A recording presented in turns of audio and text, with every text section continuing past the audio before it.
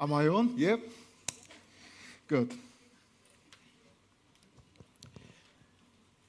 Some time ago, I watched a video on the YouTube and it shook me to the core of my being.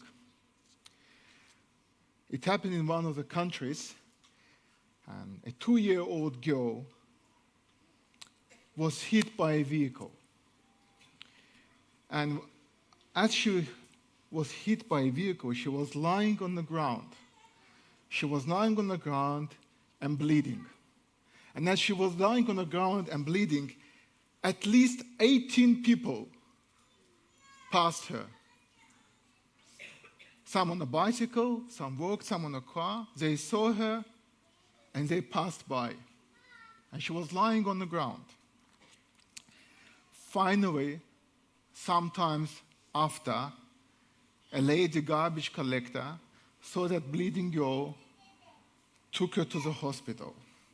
But because the injuries that she sustained and the aid that she didn't get on time, 8 days later, that girl passed away. It can happen anywhere, anytime. In fact, a few months ago, on February 26th, on Massachusetts, in the United States, a 40-year-old man, father of 2 children, was going down on an escalator. And when he was going down on an escalator, his coat got caught in the escalator mechanism and he got stuck there. He got stuck there and it started to suffocate him. For 23 minutes, people were passing by him and nobody cared. Only after 23 minutes, somebody came and helped him to get out of there. But because of the injuries he sustained, 10 days after, he passed away. And that happened in the United States.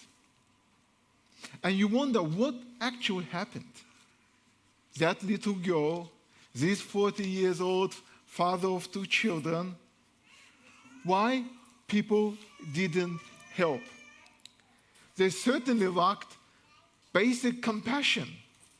And at that very moment, indifference in their heart took over any other human care and feelings.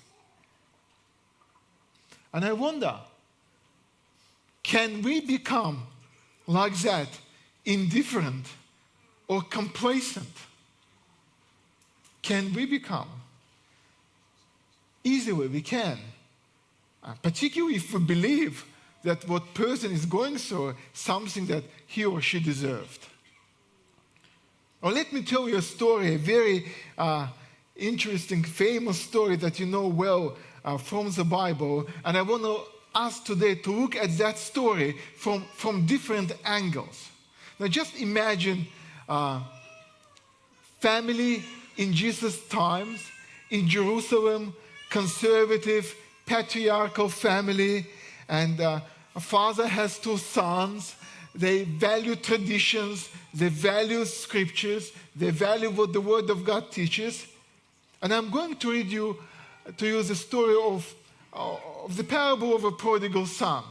And I would like you to have a look at that story from a different angle. The passage that I'm going to read is from Luke chapter 15, from verses 11. And I want to thank friends there behind the desk, Olivia and others, for helping with the slides and sound. Thank you for that. From verse 11, Jesus said, there was a man who had 2 sons. Let's pause here. A man had 2 sons. Let's name them. No offense to anyone if they are here, but let's name, for instance, Fred and Frank. And the younger one, Frank, the older one, Fred. There was a man who had 2 sons, Fred and Frank. And the younger one, Frank, said to his father, Father, give me the share of property that is coming to me. And he divided his property between them. Not many days later, Frank, the younger son, gathered all he had and took a journey into a far country.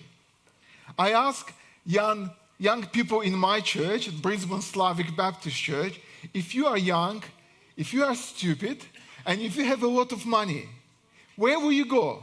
They say Coffs Harbour. Coffs Harbour. Something is happening in Coffs Harbour. And I actually been there once when I was going to Sydney, and I actually realized why they say Coffs Harbour. I can see why it is. In Bible, there is that city that has that negative connotation. It's called Jericho. Jericho. It has all this negative about that city. So not that many days later, the younger man, Frank, gathered all he had and took a journey into a far country. And when Frank was going down from Jerusalem to Jericho, he fell among the robbers who stripped him and beat him and departed, leaving him half dead. Now, by chance, a priest was going down the road, and when he saw Frank, he passed on the other side. So likewise, a Levite, when he came to that place and he saw Frank, passed on the other side. But a Samaritan,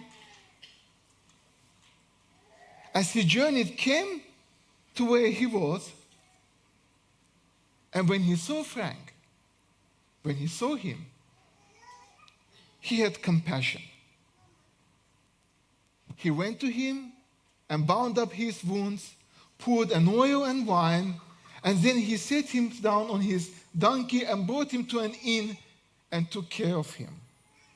And the next day he took out 2 denarii and gave them to the innkeeper, saying, "Take care of Frank, and whatever more you spend, I will repay you when I come back." When I read this story of Good Samaritan, often we think he was a good fella who was traveling to Jericho and he was beaten up by the criminal, by the gangs. But what about if it wasn't a good fella, but it was a bad fella? It was a rebel, a bad boy. And I think that's the reason why priests and Levites ignored him. Oh, we know Frank. Frank, shame on you. What have you done to your father? It's a small community. Everybody knows of each other. Don't you know when you break God's commands, this happens to the person? They were very fatalistic. You get what you deserve. So the priest passes by, "I know your dad. He's a respected man. What have you done to him? This is your price." And ignores him. A Levite comes. He knows the story. All the town is speaking how Frank broke his father's heart. At that day, on that time, to tell father, "Give my part of inheritance," it's equal to say, "Dad, you are dead for me." Because inheritance was only passing when parent dies. So the Levites sees the story, knows Frank, knows that he's a bad guy, he's a rebel, and ignores him. And by chance, a Samaritan man passes by. He also knows the story. And he probably thinks, "I used to be young. I used to be stupid. I made mistakes in my life. I understand this young man." And he had compassion on him. He had compassion on him. He takes Frank, that rebel, who is left there half dead, puts it on his animal, cares for his wounds, and takes him to the hotel, to the place, and orders the hotel person, manager, to look after him. I'm telling you, the way that our society is changing, it's getting harder and harder to love people. The compassion and love becomes a rare commodity now.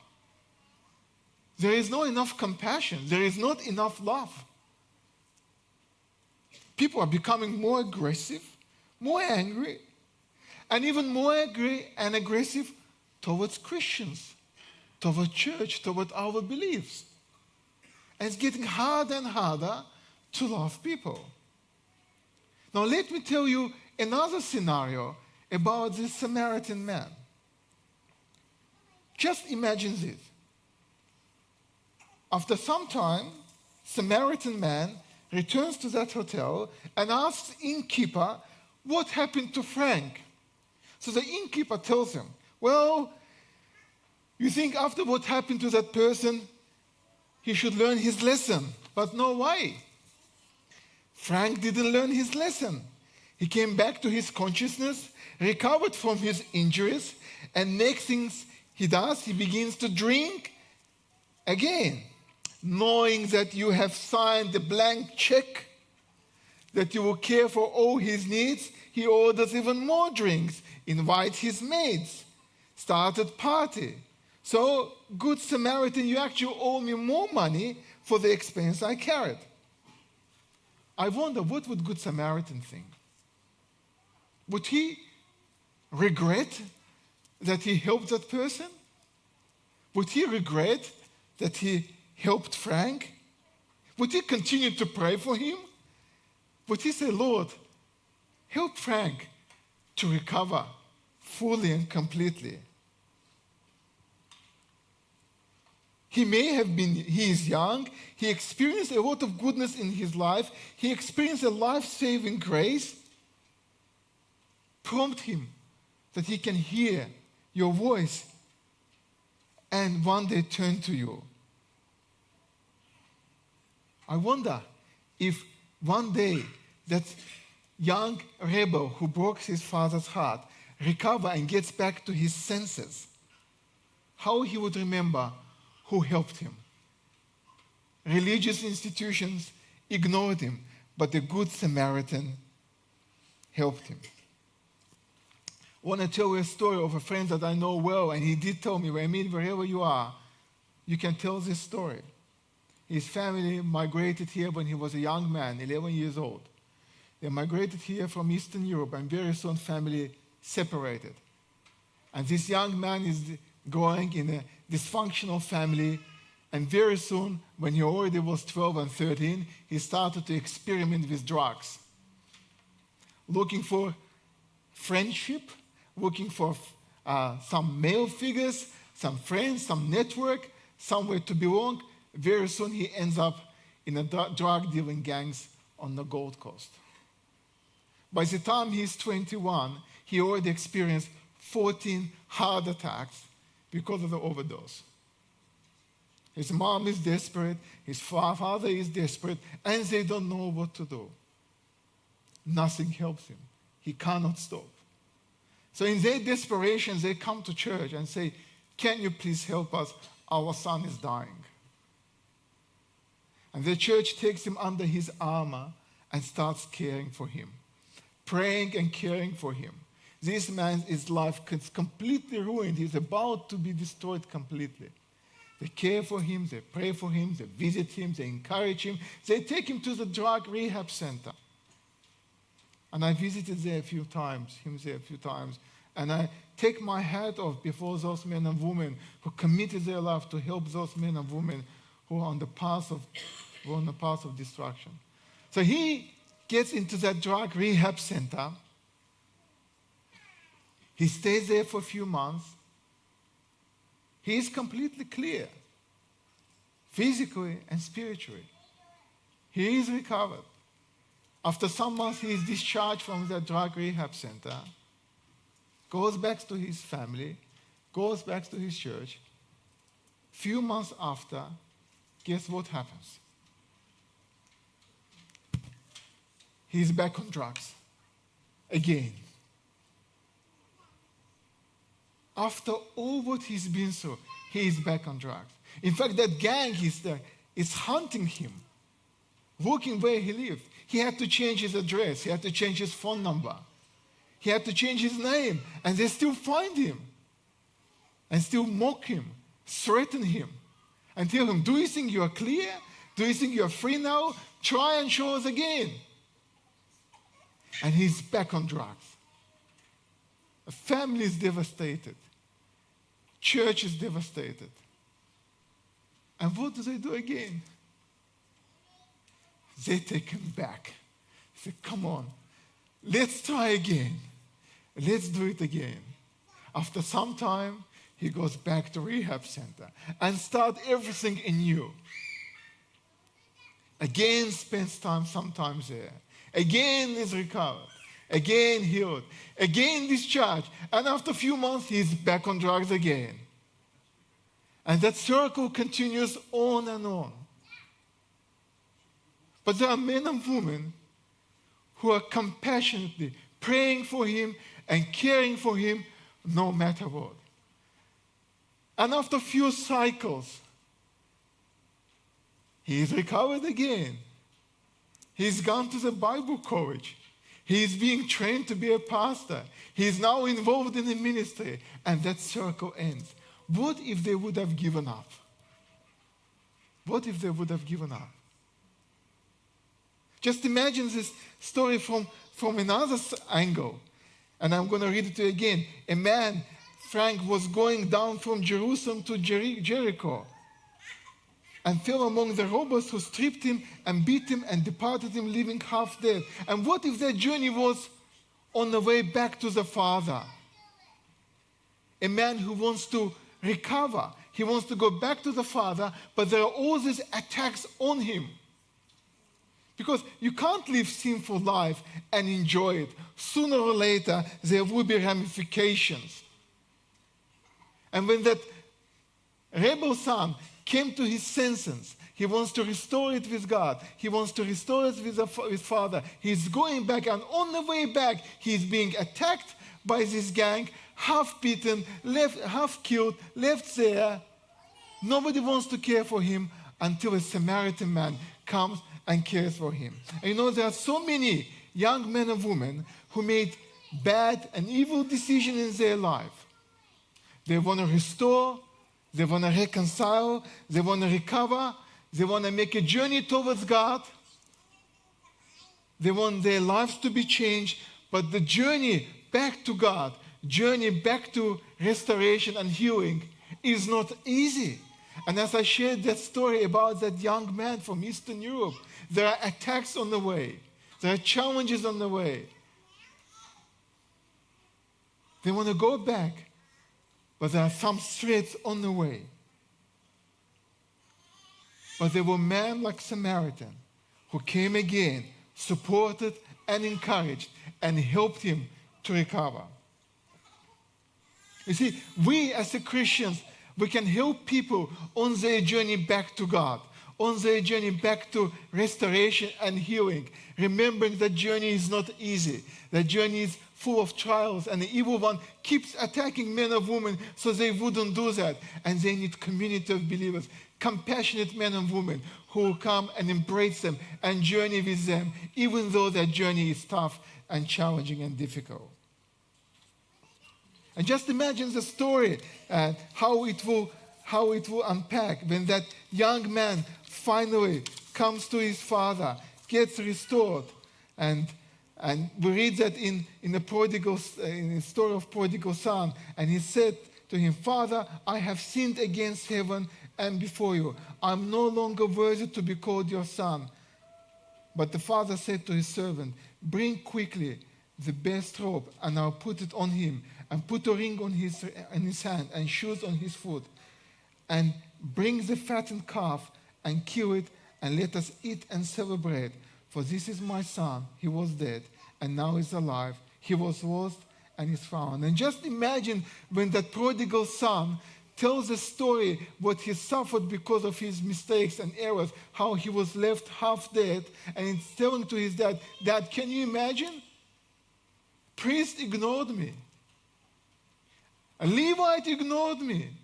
And the only person who cared for me was a Samaritan man." And why this story is using that Samaritan personality? Because the Samaritans were the despised ones. They were the outcasts. The place where I was born and grew, there was a group. They were like Samaritans. They were the despised ones. They were gypsies. Since childhood, I was told, don't approach gypsies. don't talk to gypsies. If gypsies come to you, run away from them because they're dirty, they're pickpocketers, all this stuff. So I had this stereotype in my life against gypsies. That's how the Samaritans used to be treated. They were the outcasts. They were the dirty ones. They're the ones that you wouldn't put on your resume to vouch for your character and for you get a job. They were the kind of guys you wouldn't say that you have a Samaritan friends. And out of all the people who could have cared for that rebel, that Samaritan one came and helped, and no one else. And imagine that prodigal son, after repentance, telling this to his father, the father, only Samaritan cared for me. And that's why I'm alive now, and I'm in front of you. And I wonder, why against Samaritan? Well, listen, as our society is changing, as our society becomes more secular, drifts away from God and values more and more, Christians, our churches are being treated like Samaritans. Sometimes we're called dinosaurs, sometimes we're called men and women from Stone Age, all kind of names. What shall we do? Shall we become indifferent to people's needs? Shall we become complacent if we're treated that way? Well, I don't care how I'm called. I don't care how I'm treated. What I do care is there are men and women like Frank. They need compassion and care. And I'll go and we'll go and extend our hands and help them and support them. And one day, that's going to be part of their salvation story. Mom, dad, friends, everybody ignored me. But those Christians, that church, those men and women that are being despised or called all various names, they actually came and helped me and supported me in my restoration. Brothers and sisters, we live in a time when compassion, love, is a very rare commodity.